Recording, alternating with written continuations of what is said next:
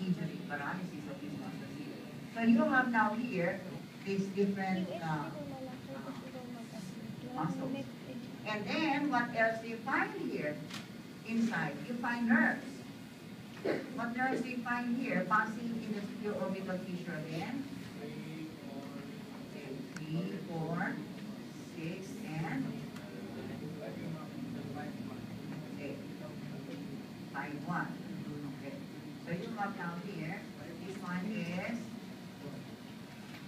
okay. You have here, what is this?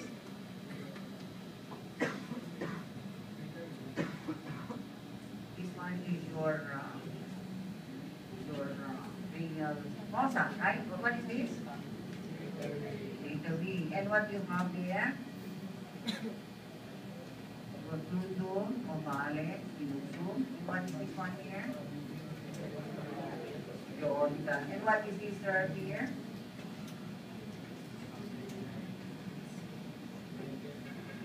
Okay, trigeminal. With 3 branches. What are these?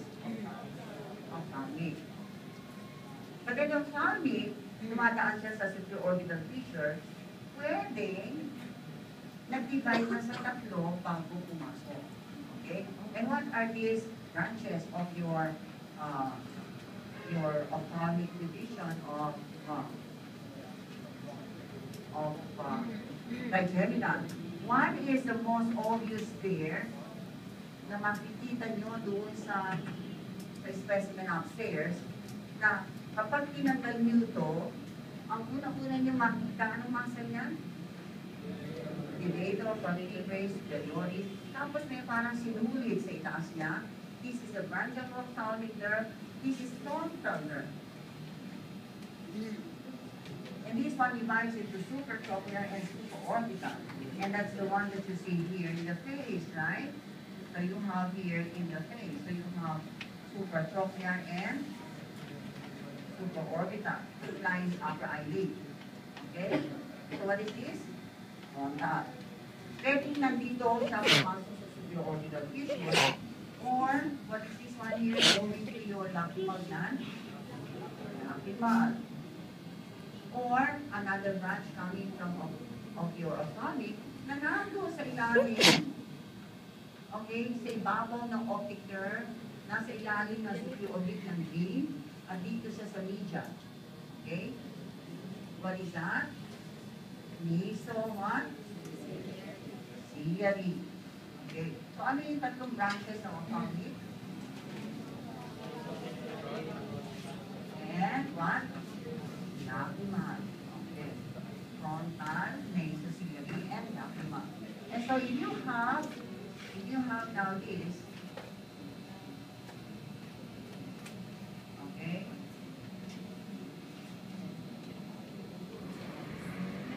you have here optic, what's this? Canal. This is your eyeball. This is what? Optic part, nerve. And what is this? Your orbital fissure. What is the nerve that is passing here? D1. Or, pwede yung frontal na, ano ba? Lacrimal, at saka mesociliary. And the mesociliary branch will go here medially, just above the optic nerve. What is this? So you have frontal, and this is what? Lacrimal. What is this? Mesociliary. Itong frontal at saka lacrimal must superficially seen. And here, from the mesociliary, attached here will be the ganglion for the oculomotor, which is now what? Ciliary, what is? Ciliary ganglion. Okay? So, if you have now here, ito ang superior rectus, ano ito? Superior rectus, ano ito dito? Inferior hip. So, lahat ng muscles na yan supply ng oculomotor, okay, pera lang ang dito, at pera lang ang superior oblique at saka lateral rectus. So, yung oculomotor na dumaan dito sa supraorbital fissure, merong superior branch at saka inferior branch. inferior, one of the branches magpupunta sa inferior. So if you have now, okay, this one here, what is this? Ciliary ganglion, okay, nandito sa taas. Tapos nandito yung inferior. May oculomotor susupply sa kanya. Ang dalaga ng ron, three ganglionic fibers coming from what nucleus? Erige Westphal. Magsisynapse dito, nasa ilalim, magsisynapse dito sa ciliary ganglion. The axons now becomes short ciliary nerves. So what is this now? Short ciliary. So anong merong short ciliary nerve? Ano dala-dala niya? Ano dala niya? Post ganglionic para sympathetic. Para saan? Constriction of the pupils at saka ciliary muscle contraction. Right? Okay. Ano naman ang magpapadilate ng pupils? Sympathetic. Natatandaan ba nyo? You have here, anong part ito? Sela? Ursica. Anong vein yung nandito? Anong sinus? Cavernous sinus. Tapos may artery sa loob. Ano yung artery sa loob? Internal artery. At internal carotid artery na yan, may kasamang sympathetic o ganglionic fibers. At sasama dito saan? Nasosclery. At yung sympathetic na yon, dadaan dito sa likod ng eyeball through long ciliary nerves. There are 2 or 3 of these. At pupunta siya saan? Dilator, pupillary. So lalaki ang pupils nyo. Ano? Okay. Kaya lang, itong sympathetic na to, hindi lang sa long ciliary nerves dadaan din siya sa, short. Kaya lang, unlike ng parasympathetic, makikiraat lang siya dito, hindi siya magsisynapse. Okay, sa ciliary ganglion. At saka yung sensory fibers, sabihin yung mga vein coming from the eyeball, sensory fibers, pwedeng dumaan dito sa short ciliary without synapsing with, what's this? Ciliary ganglion, papunta dito sa vein, to the nasociliary. Are you following? Okay. So this is now your nasociliary. And there will be branches there. Like for example, there's a branch here going to the back here of the piriform. This is posterior ethmoidal foramen. You have posterior ethmoidal nerve.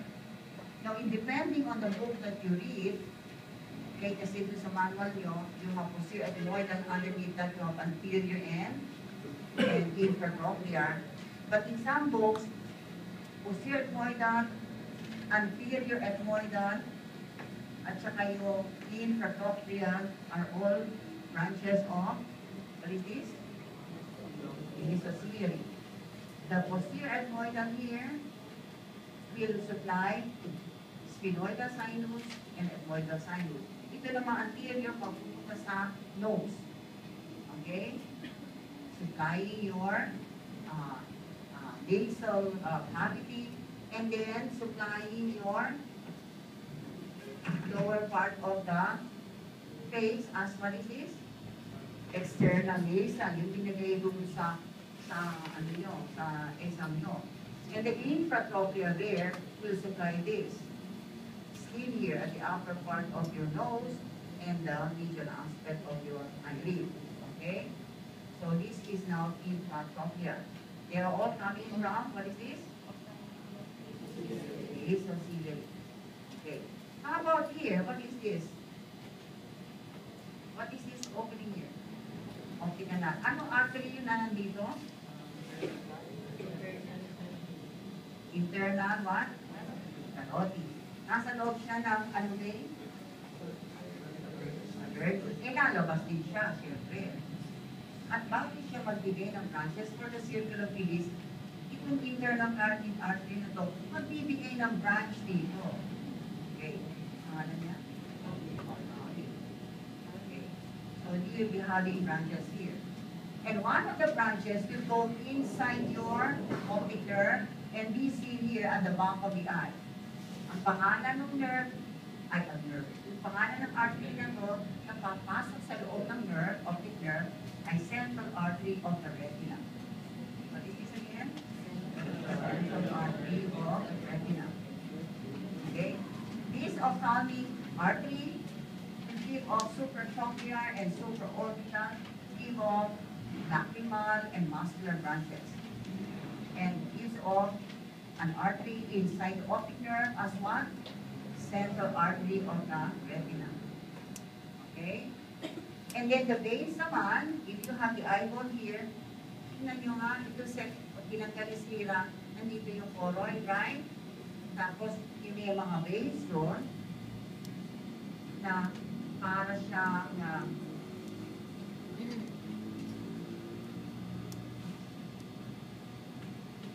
in a whirling fashion, right?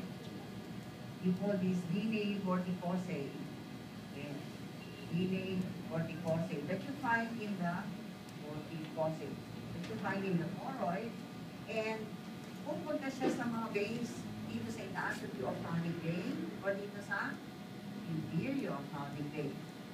Of course, you know what happens to the ophthalmic vein, right?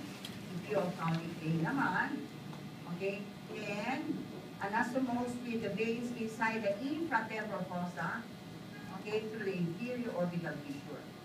Ano yung mga veins around the pterygoid? Those are pterygoid venous plexuses, right? Okay, so itong mga veins sa loob, pwedeng lumabas dito sa supraophthalmic vein or inferior ophthalmic